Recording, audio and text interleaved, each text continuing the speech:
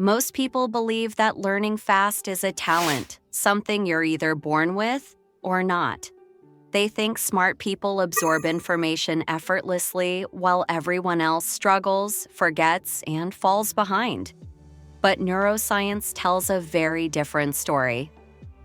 The truth is this: if you are forgetting what you learn, it's not because you're bad at learning.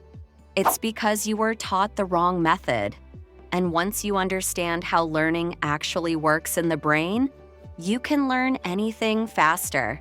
Skills, languages, exams, careers, without working harder or spending more time. Let's start by breaking the biggest myth. The biggest misconception about learning is that more exposure equals more mastery. We're taught to reread, highlight, take long notes, and watch hours of content. It feels productive, but feeling productive is not the same as learning. In one of the most influential reviews in cognitive psychology, published in Psychological Science in the Public Interest, researchers analyzed decades of learning studies. They found that the most popular study methods, rereading, highlighting, and cramming, are among the least effective for long-term learning.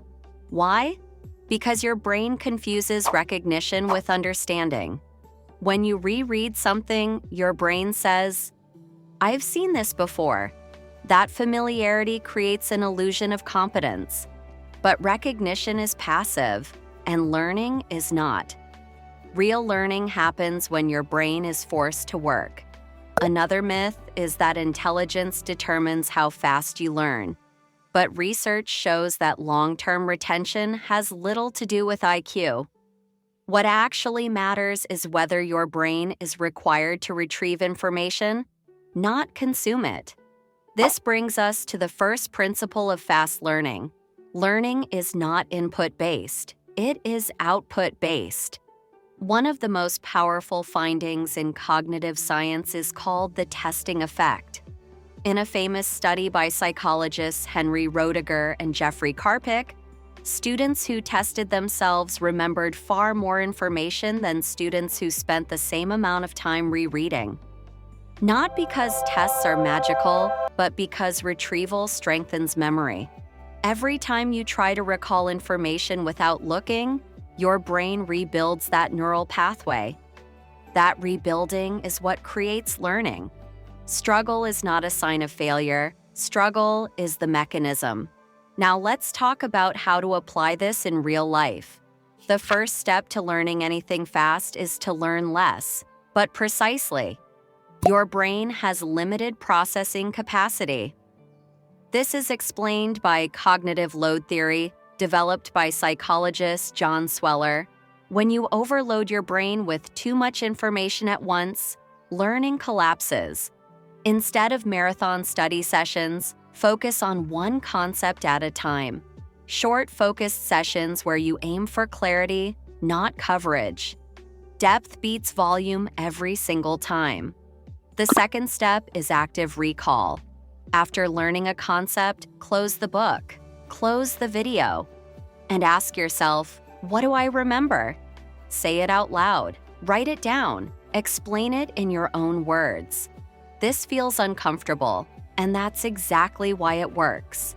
When learning feels easy, very little is happening in the brain. When learning feels effortful, new connections are forming. Active recall has been shown to dramatically improve retention compared to passive review. In some studies, recall-based learners retained up to 50% more information over time.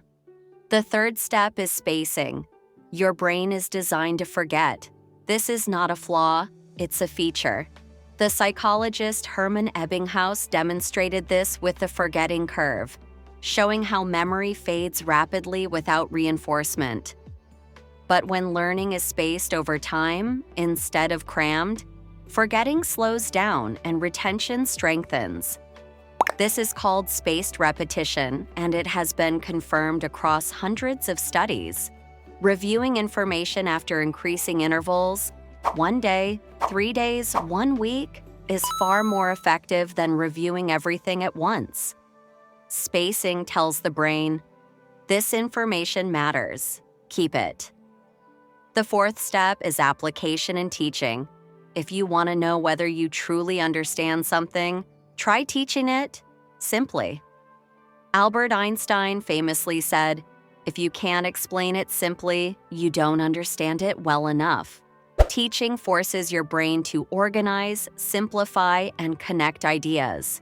It activates multiple memory systems at once: language, logic, and emotion. Even pretending to teach someone or explaining to an imaginary audience significantly improves learning. This is supported by generative learning theory, which shows that producing explanations creates stronger understanding than passively receiving information. Now let's address motivation. Most people wait to feel motivated before learning. But motivation doesn't come before action. It comes after progress. When you use the right system, learning becomes rewarding because your brain can feel improvement. Fast learning is not about pushing harder, it's about removing friction. And this system works across domains: languages, technical skills, exams, careers, even confidence. Because confidence is not a personality trait, it's a side effect of competence. When you know how to learn, you stop doubting yourself. You stop feeling behind. You stop thinking others are smarter than you. You realize they just used better strategies. Here's the key takeaway: learning faster is not about talent. It's about understanding how the brain works and cooperating with it instead of fighting it. Learn less, recall more, space it out, teach and apply. That's it. If this changed the way you think about learning, subscribe to this channel.